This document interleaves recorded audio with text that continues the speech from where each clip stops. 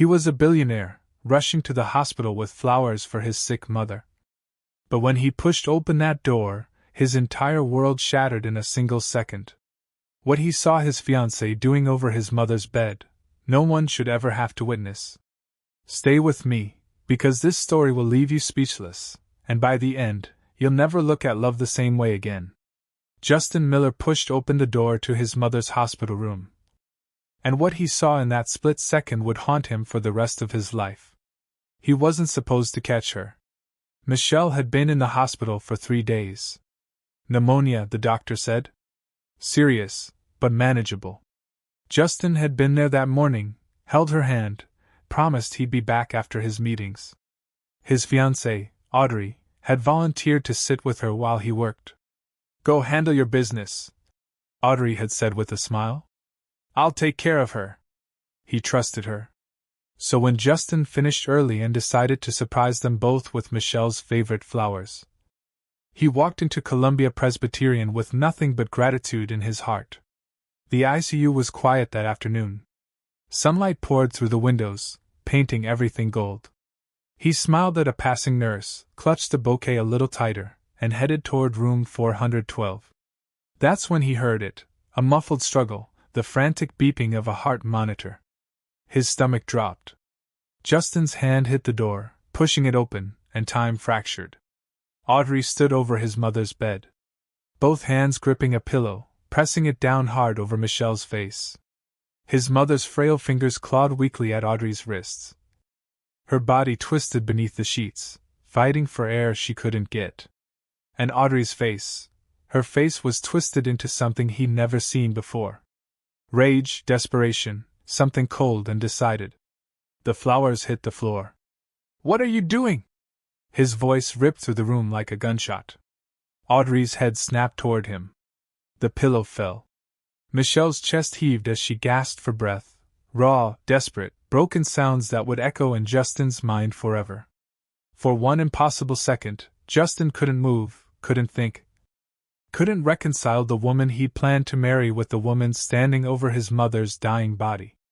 This was Audrey, the woman who laughed at his jokes, who kissed him goodnight, who was supposed to walk down the aisle toward him in 3 months. But the woman staring back at him now, eyes wide, hands shaking, chest heaving, wasn't the woman he knew at all. And in that moment, Justin realized something that would change everything. He had no idea who he'd been sleeping beside all these months. Justin's hands were still shaking when he lunged forward. He didn't think, didn't process. His body just moved, crossing the room in 2 strides, shoving Audrey back, placing himself between her and his mother like a wall she'd have to go through to finish what she started. Michelle's breaths came in ragged gasps, her chest rising and falling too fast, too shallow.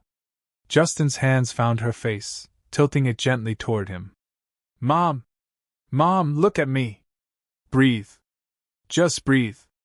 Her eyes fluttered open, confused, terrified, searching his face like she wasn't sure if he was real. Her lips trembled, trying to form words, but nothing came out except those broken, desperate sounds. The heart monitor screamed. It's okay, Justin whispered, smoothing her silver hair back from her damp forehead. His voice cracked. I'm here. You're safe now. I'm here. Behind him, Audrey stood frozen against the wall, her chest heaving. Her hands still shaped like they were holding something she'd dropped. She stared at Justin cradling his mother, at Michelle's fingers weakly clutching his sleeve. And for a moment, she looked almost surprised, like she hadn't expected him to walk through that door. Like she'd thought she had more time. Justin didn't look at her. He couldn't. If he did, he didn't know what he'd do. Michelle's breathing started to slow. Her grip on his arm tightened just a little. And when her eyes finally focused on his face, really focused, a tear slipped down her cheek. Justin, she breathed. I've got you, he said. I've got you. The door burst open. 2 nurses rushed in, their eyes sweeping the room, taking in the scene. The screaming monitor, Michelle gasping for air, Justin hovering over her, Audrey backed into the corner. One nurse moved immediately to Michelle's side, checking her vitals, adjusting her oxygen. The other glanced between Justin and Audrey, her expression hardening. What happened here? Justin's jaw clenched. He turned slowly, and for the first time since the pillow had fallen, he looked at Audrey. Really looked at her. She was pale, shaking. Her perfect blonde hair was disheveled, her designer blouse wrinkled. But it was her eyes that stopped him cold. They weren't filled with remorse. They weren't filled with horror at what she'd almost done. They were filled with fear, not fear for Michelle, fear for herself. She tried to kill her, Justin said, his voice low and steady. I walked in and she was holding a pillow over my mother's face. The nurse's eyes widened. The second nurse immediately stepped toward the door, speaking quietly into a radio clip to her scrubs. Security. Audrey's mouth opened. No, that's not. Justin, you don't understand. I saw you. She was choking. Audrey's voice pitched higher, frantic now. I was trying to help her sit up. She was coughing. I didn't know what to do. You were smothering her. No. I saw you, Audrey. His voice didn't rise. He didn't shout, but the words landed like stones, heavy and unmovable. Audrey's face crumpled. She pressed her back harder against the wall, her hands coming up like she wanted to reach for him but didn't dare. Justin, please. Please, just listen to me. She was going to ruin everything. She stopped. The room went silent.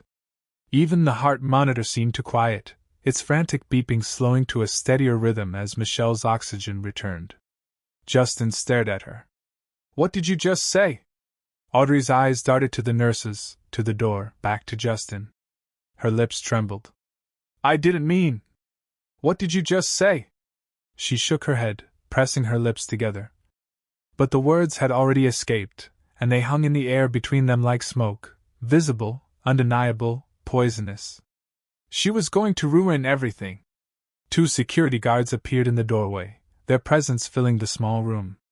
One of them stepped forward, his hand resting casually on his belt. Ma'am, we're going to need you to come with us. Audrey's eyes snapped to Justin, wide and pleading. Justin, don't do this. We can talk about this. Just you and me. Please. He didn't answer. One of the guards moved closer. Ma'am, I love you. Audrey's voice broke, raw and desperate. I did this because I love you. Don't you see that? Justin turned away from her. He sat down slowly in the chair beside his mother's bed and took Michelle's hand in both of his. He didn't watch as they led Audrey out. Didn't flinch when her voice rose in the corridor, pleading, sobbing, insisting this was all a misunderstanding. He just held his mother's hand and tried to breathe. The room felt smaller now. Michelle's breathing had steadied, but her hands still gripped Justin's like she was afraid to let go. Her eyes stayed fixed on his face, not saying anything, just watching him, making sure he was real, making sure he was staying. I'm not going anywhere, Justin said softly, though he wasn't sure if he was reassuring her or himself. A doctor rushed in, flanked by another nurse. She moved quickly to Michelle's bedside, checking the monitors, examining her throat, her pulse, her eyes. Justin stood but didn't step away. He stayed close enough that his mother could still reach for him if she needed to. Mrs. Miller, can you hear me? The doctor asked gently. Michelle nodded, though the movement was weak. Can you tell me what happened? Michelle's mouth opened. Her voice came out thin and rasping. She was... Don't, Justin said, his hand finding hers again. Don't push yourself. Just rest. The doctor's eyes shifted to Justin. She didn't need to ask. The nurses had already told her.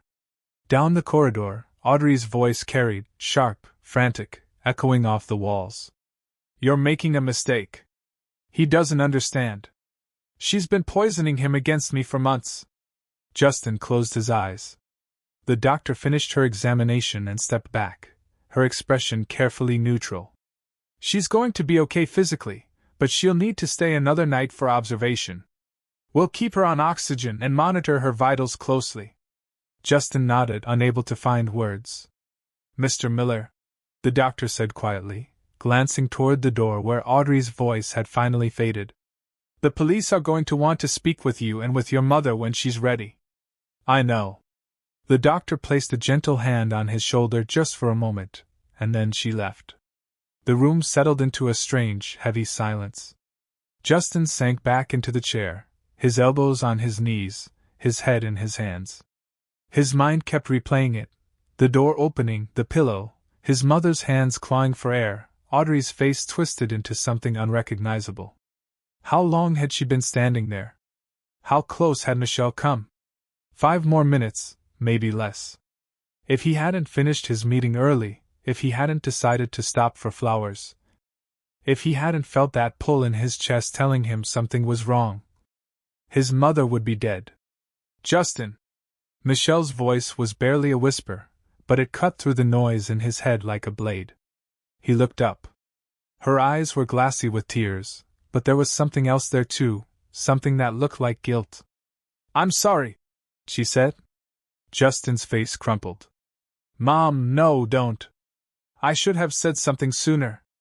Her words came slow, each one an effort. I knew something wasn't right. The way she looked at you sometimes, the way she smiled when I wasn't looking.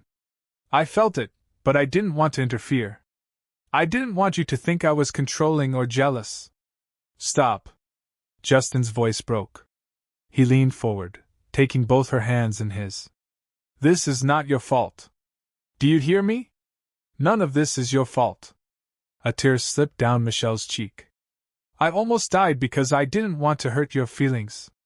Justin's chest tightened. He pressed his forehead gently against her hands, his shoulders shaking. You tried to tell me, he whispered. You did.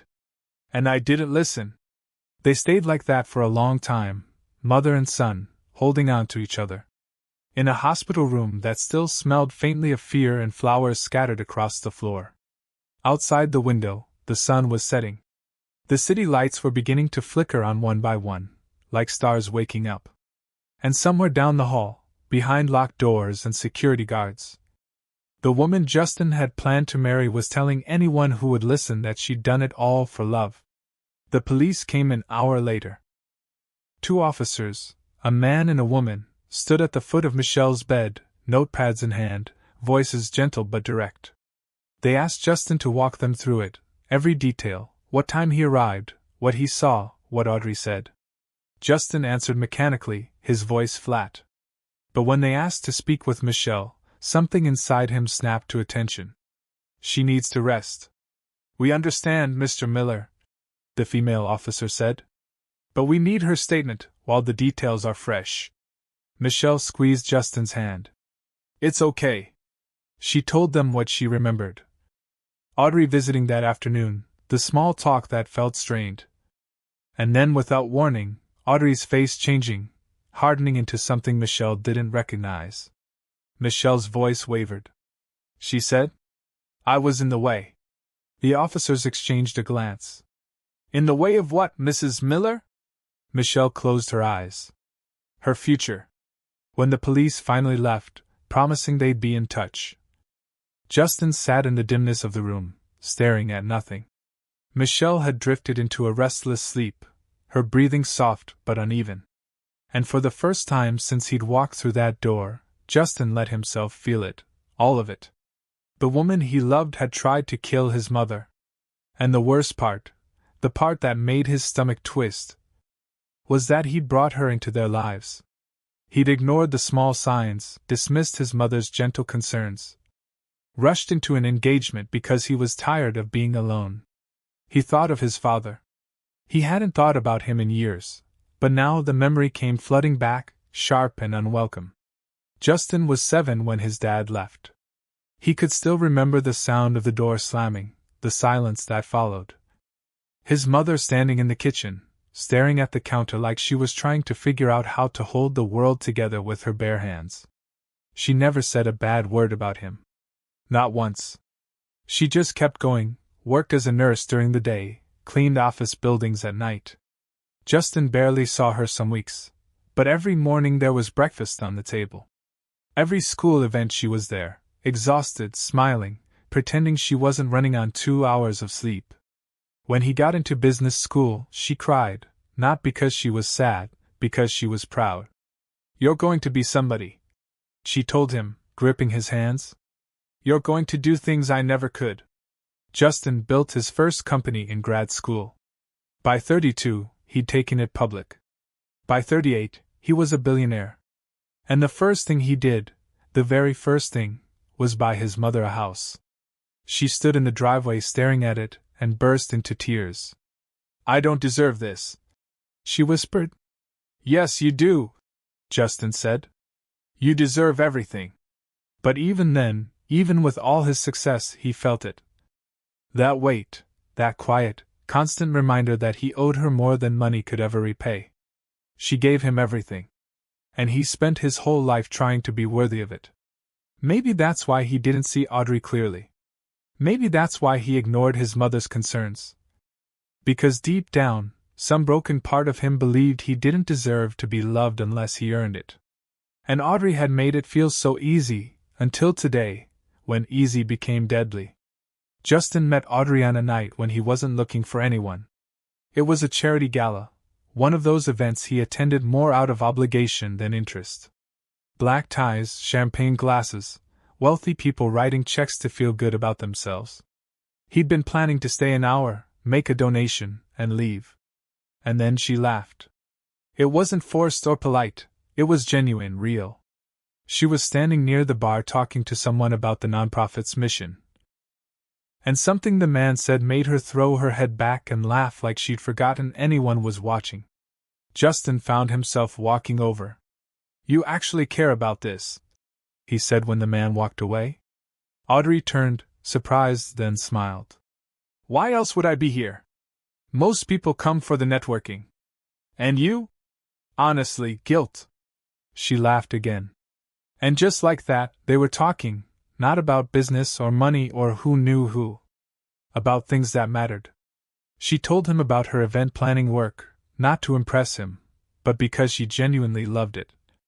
About organizing a fundraiser for a children's hospital that made her cry when she saw the kids' faces light up.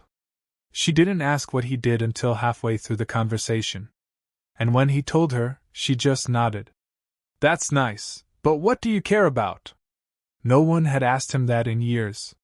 The weeks that followed felt like waking up. Dinners at quiet restaurants where they talked until closing. Long walks through the city where Audrey pointed out little details he'd stopped noticing. A mural, a street musician, the way light hit the buildings at dusk. She had this energy about her, this way of making ordinary moments feel significant. Her apartment was modest but warm. She insisted on splitting checks sometimes, laughing when he protested. "I'm not some damsel, Justin. I can take care of myself." He loved that about her. 3 months in, he brought her home to meet Michelle. His mother was kind as always, asked Audrey about her work, her family, her dreams. Audrey answered with just the right mix of confidence and humility. And when Michelle hugged her goodbye, she whispered to Justin, "She's lovely." But there was something in her voice, something quiet and careful. "What?" Justin asked later when they were alone. Michelle hesitated. "Nothing, sweetheart. She seems very nice." "But—" Michelle smiled, touching his cheek. "I'm happy you're happy." 5 months later, Justin proposed. They were watching the sunset from his penthouse terrace, the city glowing beneath them. And it just felt right. He got down on one knee, and Audrey's eyes filled with tears. "Yes," she whispered. "Yes, of course." A week later, over coffee, Audrey brought up a prenup. "I want you to know I love you," she said, her hand covering his. "Not what you have." Justin shook his head. "I don't need that. I trust you." Something flickered across her face so fast he almost missed it, disappointment, or frustration. But then she smiled and squeezed his hand. "Okay, if you're sure." He was sure. Michelle had concerns, small ones, gently voiced. "What's the rush?" she asked one evening. "You've only known each other a few months." "Mom, I'm 45. I know what I want. I'm not saying she's not wonderful, darling. I'm just saying, take your time. But Justin didn't want to take his time. He'd spent years building empires and coming home to empty rooms. Audrey made him feel like maybe he could have both, success and someone to share it with. So he ignored the way Audrey's smile sometimes tightened when Michelle offered wedding advice. Ignored the way she called Michelle, Mom, a little too quickly, a little too eagerly. Ignored the small moments when her mask slipped and something colder showed through. He ignored it all, until 2 weeks ago when Michelle collapsed. Pneumonia, the doctor said. She needed to be hospitalized, and Audrey volunteered to visit every afternoon while Justin worked. I'll keep her company, Audrey had said, kissing his cheek. You focus on your meetings. I've got her. Justin had been so grateful. He thought it meant she loved his mother. He didn't realize she was buying time, waiting for her moment, planning. Michelle's pneumonia didn't get better the way they expected. What started as a manageable infection turned into complications. Her oxygen levels dropped. Her fever spiked. The doctors moved her to the ICU and spoke in careful, measured tones about recovery taking longer than anticipated. Justin came every evening after work, sitting beside her bed, holding her hand. Talking about nothing important, just filling the silence so she wouldn't feel alone. Audrey came during the afternoons, or so she said. 3 days before Justin walked through that door, something happened that he wouldn't learn about until much later. Michelle was awake when Audrey arrived that afternoon. Her breathing labored, but her mind clear. Audrey pulled a chair close to the bed, smiled warmly, and asked how she was feeling. Tired, Michelle admitted. But I'll be all right. Of course you will. Audrey's voice was sweet, too sweet. You're strong. They made small talk for a few minutes, the weather, the nurses, Michelle's physical therapy progress. And then Michelle said something that changed the air in the room. I've been thinking, Audrey. Maybe you and Justin should postpone the wedding, just until I'm well enough to really be present for it. Audrey's smile froze. Oh, well, if that's what you think is best. Michelle reached for her hand. I just want to make sure you're both certain. Marriage it's everything. And sometimes when things move quickly, it's easy to miss things. Audrey's fingers tightened around Michelle's. What kinds of things? Michelle's eyes were gentle but honest. I've noticed how much pressure you both seem to be under. Justin works so much, and you're planning a wedding while dealing with all of this. I just worry. Have you two really had time to talk about the hard things? Money, family, what you both want out of life. We've talked, Audrey said quietly. I know you have, sweetheart. I'm not doubting that. Michelle paused, choosing her words carefully. Justin has a big heart. He leads with it. Always has. And that's beautiful. But sometimes it makes him vulnerable. I just want to make sure he's seeing clearly that you both are. Audrey pulled her hand back slowly. You don't think I'm right for him. That's not what I said. But it's what you mean. Michelle sighed, her breath rattling slightly. I think you're lovely. I do. But I've also watched my son fall in love before, and this feels different, faster. And I can't shake the feeling that something's not quite right. Audrey stood, her purse clutched tight in her hands. Her knuckles were white. I should go, she said, her voice strained. Let you rest. Michelle nodded, her eyes sad but unwavering. I'm not trying to hurt you, Audrey. I'm trying to protect him from rushing into something that isn't ready. Audrey left without another word. And Michelle lay in that hospital bed, staring at the ceiling, wondering if she just made a terrible mistake. What Michelle didn't know, what no one knew, was that Audrey's apartment was drowning in debt. Credit card statements hidden in drawers, collection notices stuffed in shoeboxes. Eviction warnings taped to her door when no one was looking. Her event planning business had collapsed 6 months ago. But she kept showing up in designer clothes and expensive makeup, smiling like everything was fine. Because if people knew she was broke, they'd stop taking her seriously. If Justin knew, he'd see her differently. And Michelle? Michelle, with her gentle voice and careful observations, was about to tell him to slow down, to wait, to reconsider. If he listened to his mother, Audrey would lose everything. The engagement, the security, the life she'd spent 8 months carefully constructing. So when Audrey visited the next day and Michelle mentioned wanting to talk to Justin about the wedding timeline, something inside Audrey snapped. "What are you going to tell him?" Audrey asked, her voice tight. Michelle smiled softly. "Just that maybe you both should take more time. Wait until I'm better. Make sure you're ready."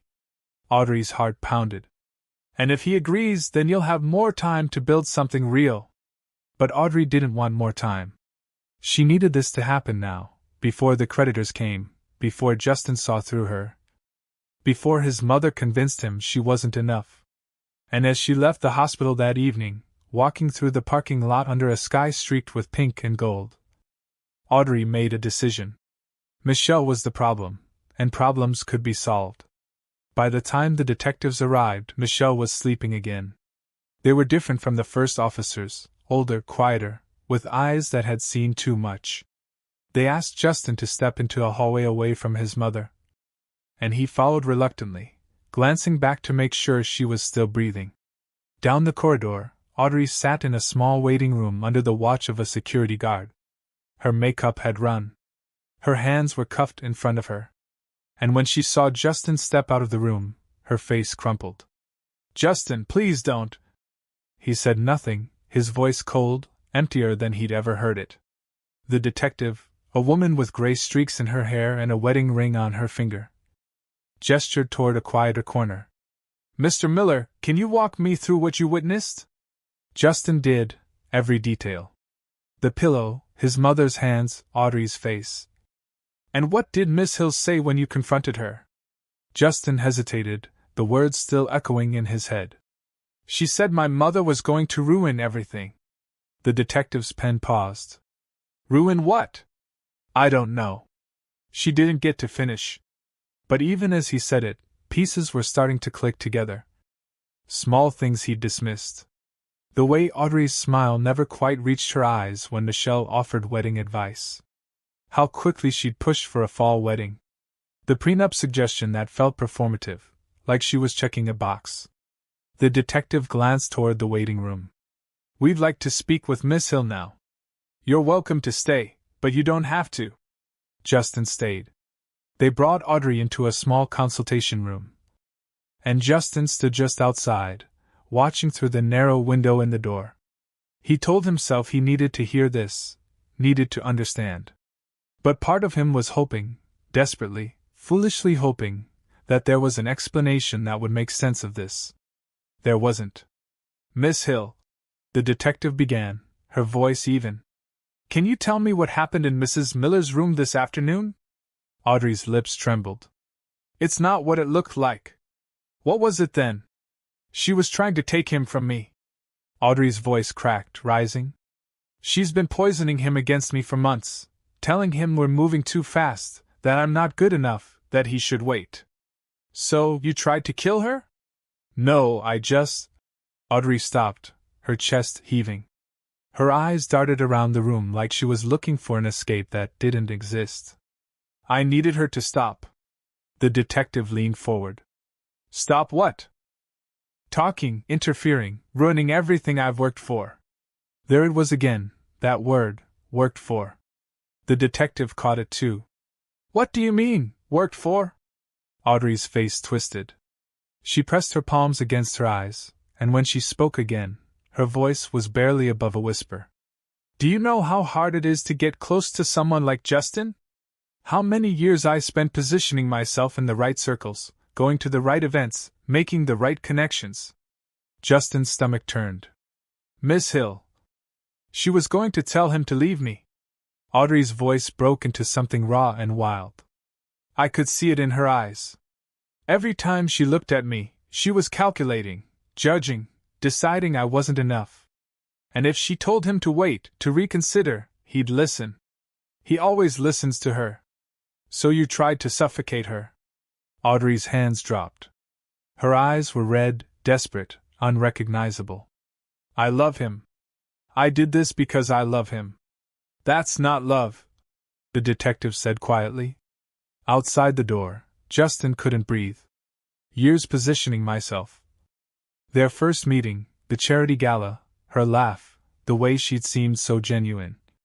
It was all calculated, researched, planned. She hadn't fallen for him. She'd hunted him. The detective stood. Audrey Hill, you're under arrest for attempted murder. Audrey's head snapped up. No, you can't. Justin!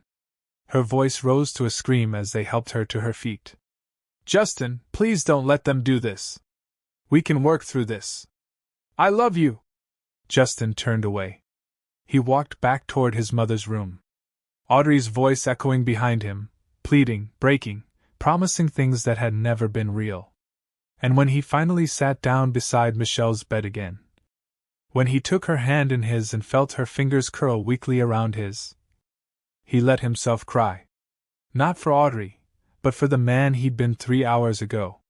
The one who thought he'd found love, who thought he understood what trust meant, who thought he was building a future. That man was gone, and Justin didn't know who was left in his place. The sun had set by the time the detective came back. Justin was still sitting beside Michelle's bed, his hand in hers, watching the rhythm of her breathing. He hadn't moved in over an hour, hadn't checked his phone, hadn't thought about work or meetings or the 20 emails probably waiting for him. None of it mattered. The detective knocked softly on the door frame. Mr. Miller, can I have a moment? Justin nodded, carefully untangling his fingers from his mother's. She stirred slightly but didn't wake. He stepped into the hallway, closing the door behind him. We searched Miss Hill's apartment, the detective said. With her consent. Justin's throat tightened. And she's in significant financial trouble. Credit card debt over $180,000. Her event planning business filed for bankruptcy 6 months ago. There are eviction notices, collection letters, some dating back nearly a year. Justin stared at her, the words not quite landing. We also found evidence that she researched you extensively before you met. Browser history, saved articles, social media deep dives. The charity gala where you two met, she knew you'd be there. She positioned herself specifically to cross paths with you. His chest felt hollow. I'm sorry, the detective said quietly. I know this isn't easy to hear. Justin leaned back against the wall, his eyes fixed on the floor. She needed money. It appears so. And my mother, he swallowed hard. My mother was going to tell me to slow down, to wait. And if I listened, Miss Hill would lose access to you, to your resources. The words hung in the air between them, cold and clinical. Justin closed his eyes. How did I not see it? The detective didn't answer right away. When she spoke, her voice was softer. People see what they want to see, Mr. Miller. Especially when they're lonely. He looked up at her, and something in her expression told him she understood. That maybe she'd been there too once, trusting the wrong person, missing the signs. She'll be arraigned tomorrow, the detective continued. Attempted murder. Given the evidence and your witness testimony, bail will likely be denied. You'll need to come in and give a formal statement when you're ready. Justin nodded numbly. The detective handed him her card. If you need anything, call me. She left him standing there in the hallway, fluorescent lights buzzing overhead. The faint smell of antiseptic and cafeteria food drifting through the air. He went back inside. Michelle was awake now, her eyes tracking him as he crossed the room. She didn't say anything, just watched him sink into the chair, his shoulders sagging under the weight of everything he'd learned. She was broke, Justin finally said, his voice barely above a whisper. The whole time, everything she showed me, the confidence, the independence, the woman who didn't need my money. It was all a lie. Michelle's hand found his. She targeted me, Mom, researched me, planned the whole thing. Our meeting wasn't fate. It was strategy. A tear slipped down his cheek. And I brought her into our lives, into your life. I almost got you killed because I was too desperate to be loved to see what was right in front of me. Justin, no. His voice cracked. You tried to warn me. You told me to slow down and I didn't listen. I was so sure I knew better, so sure you were just being overprotective. Michelle squeezed his hand, her grip surprisingly strong. Stop. He looked at her. You loved with an open heart, she said, her voice raspy but firm. That's not a flaw, sweetheart. That's who you are. Audrey's choices are hers, her desperation, her lies, her violence. None of that is your fault. But I should have seen. You saw what she wanted you to see. That's what manipulators do. They study you. They learn what you need and become that person. Michelle's eyes filled with tears. But you know what she didn't count on? Justin shook his head. That instinct that brought you back here today. That voice inside you that said something was wrong. You listened to that, and it saved my life. Justin pressed his forehead against their joined hands, his shoulders shaking. I don't know how to trust anymore, he whispered. You will, Michelle said softly. Not today, not tomorrow, but you will. Because love that's real doesn't need to be performed. It doesn't need to be earned. It just is. She paused, catching her breath. Audrey taught you what love isn't. Now you'll recognize what love is. They sat together in the dim hospital room, the city lights twinkling through the window. And for the first time since he'd walked through that door, Justin let himself feel it. All the betrayal, the shame, the grief for something that never really existed. And beneath it all, something else. Relief. That he'd seen the truth before it was too late. That his mother was still here. That broken as he felt, he wasn't alone. 4 days passed before Michelle was moved out of the ICU. The doctors were cautiously optimistic. Her lungs were clearing. Her oxygen levels had stabilized. But there was something else they couldn't quite measure. A tiredness in her eyes that had nothing to do with pneumonia.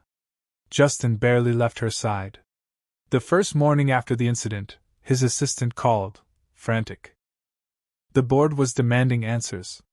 There were meetings scheduled, contracts waiting for his signature, investors who needed reassurance. Justin sat in the hospital cafeteria, his coffee untouched, and typed out an email he never thought he'd send. Family emergency. I'm taking leave. Trust the team I've built.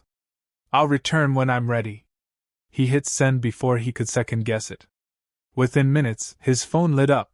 Calls, texts, panicked messages from executives who'd never seen him step away. Justin silenced his phone and slipped it into his pocket. For the first time in 15 years, work would have to wait. Michelle was awake when he came back to her room. She watched him settle into the chair, noticed the way his shoulders seemed lighter somehow. You did it, she said softly. I did, Justin. They'll survive without me for a few weeks. You almost didn't. His voice was quiet but steady. I've spent my whole life building things, Mom, empires, companies, wealth.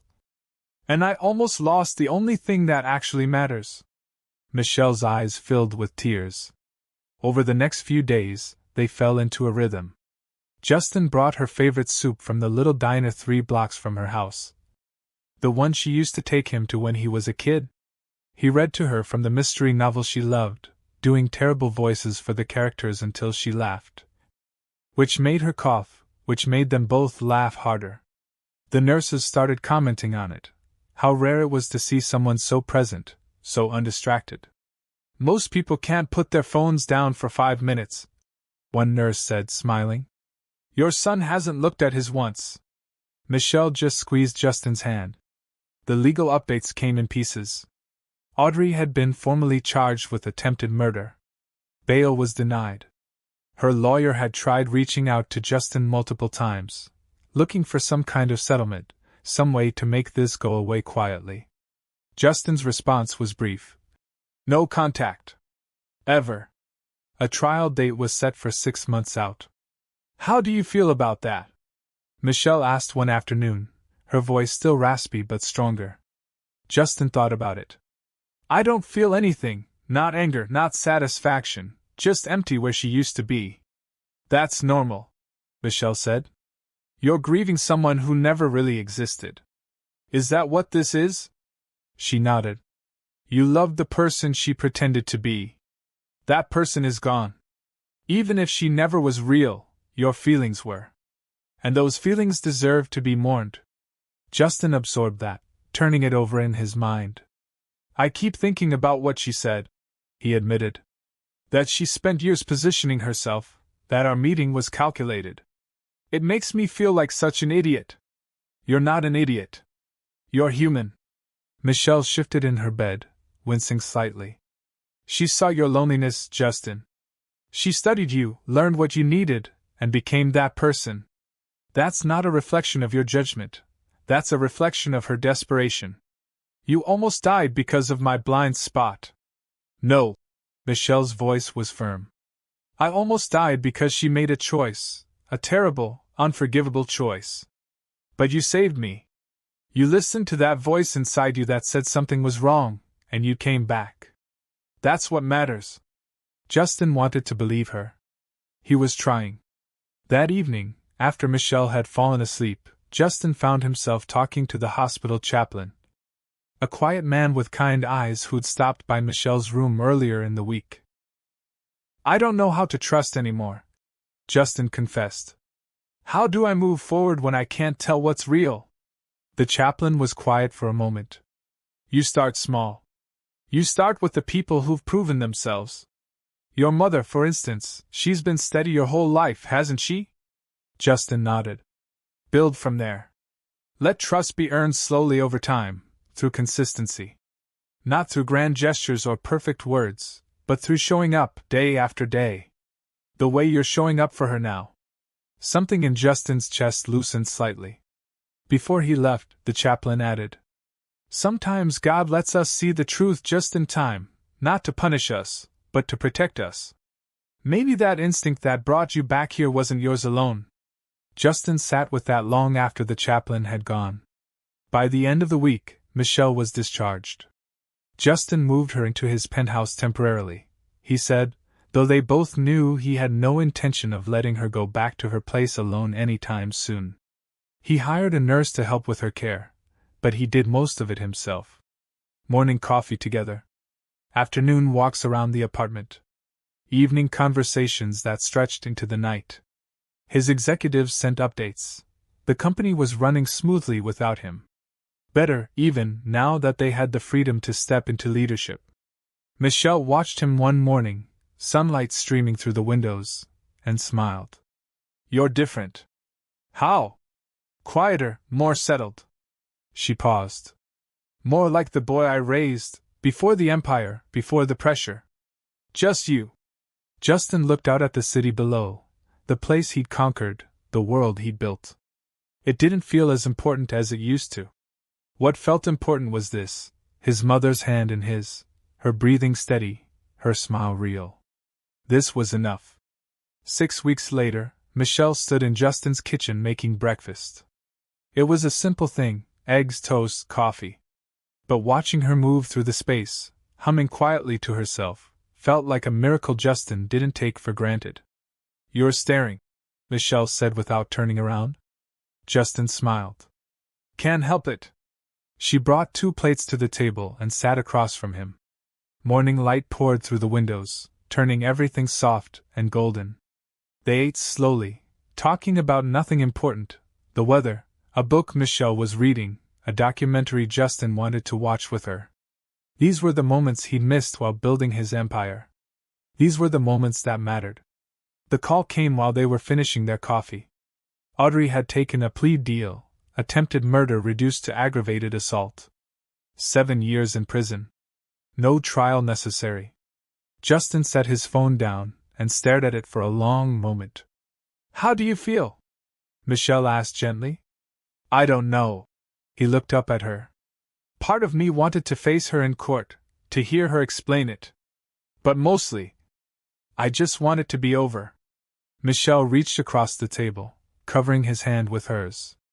It is over, sweetheart. She can't hurt us anymore. Do you hate her? Justin asked quietly.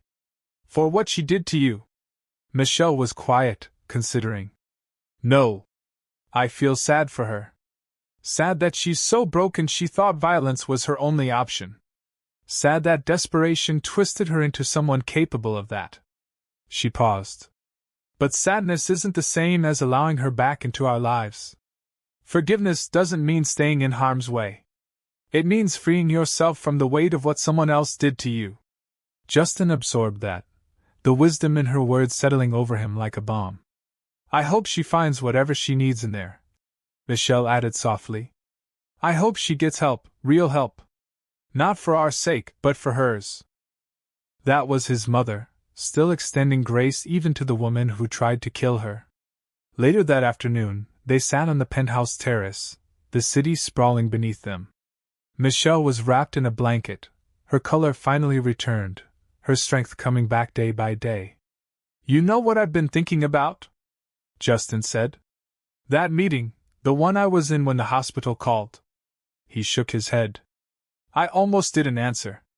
Almost sent it to voicemail because I was in the middle of a presentation. Michelle turned to look at him. But something stopped me, something I can't explain. This feeling in my chest that said I had to pick up, had to go. His voice grew quiet. If I'd ignored that call, if I'd stayed in that meeting 5 more minutes. But you didn't. I know, but it wasn't logic that got me there, Mom. It wasn't planning or strategy. It was just this voice, this pull. Michelle smiled softly. Maybe that was God looking out for both of us, giving you the instinct you needed exactly when you needed it. Justin had never been particularly religious. Michelle had taken him to church as a kid, but as an adult he drifted away, too busy building his life to think about faith. But sitting there now, remembering that inexplicable urgency that had sent him running, he couldn't deny it felt like something beyond himself. Thank you, he whispered, unsure if he was talking to his mother or to someone else entirely. For what? For raising me to listen to that voice. For teaching me that love isn't something you earn, it's something you choose every single day. Michelle's eyes filled with tears. You've always known that, sweetheart. You just forgot for a little while. The weeks that followed were the most peaceful Justin had known in years. His company thrived under distributed leadership. He joined board meetings from home, made decisions remotely, and found that the world kept turning without him being everywhere at once. He stopped measuring his worth by his bank account or his latest acquisition. He started measuring it by mornings with his mother, by the sound of her laughter, by the way her hand felt in his during their evening walks. One night, as they sat together watching the sunset paint the sky in shades of pink and gold, Michelle squeezed his hand. You saved my life, she said quietly. You saved mine first, Justin replied. Every day for 45 years. She smiled, tears sliding down her cheeks. That's what love does. It saves us over and over in ways we don't always see. Justin understood now what Audrey had never grasped. That true wealth wasn't measured in dollars or possessions. It was measured in presence, in sacrifice, in showing up when it mattered even when it cost you something. His mother had shown up for him his entire life. And now, finally, he was showing up for her. I built an empire, Mom, Justin said softly. But you were always my foundation, and I almost lost you because I forgot that. You didn't lose me, Michelle whispered. I'm right here. They sat together as the city lights began to flicker on below them, one by one, like promises being kept. And in that moment, Justin felt something he hadn't felt in years, peace. Not because everything was perfect, it wasn't. He'd been betrayed. His trust had been shattered. He had healing left to do. But he wasn't alone. And sometimes, that's enough to start rebuilding.